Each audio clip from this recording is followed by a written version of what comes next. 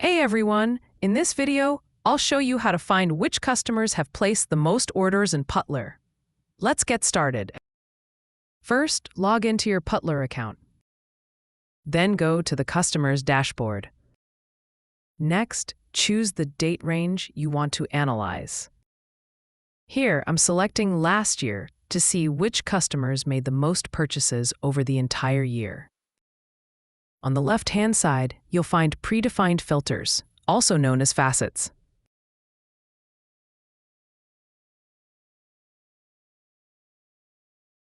Scroll down until you see the Total Orders section. Here you'll see order groups with the number of customers shown in brackets.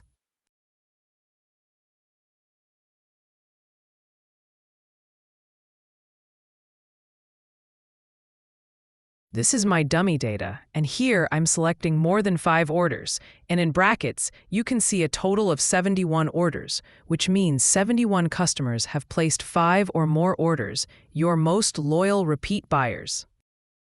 Now, click on that group, and now in the customer list view, you'll see details of only those 71 customers. Here's what you can do with this list.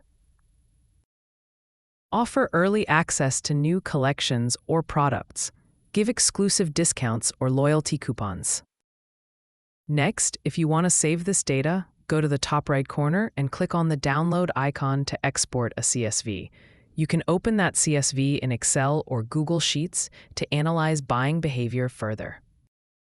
And one quick tip, whenever you want to apply a new filter, make sure to clear the previous one using the Clear button on the upper left side. This prevents filters from overlapping across dashboards and keeps your data accurate.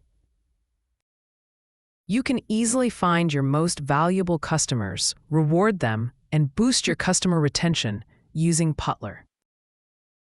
If you enjoyed this video, don't forget to check out our other helpful tutorials. Thanks for watching.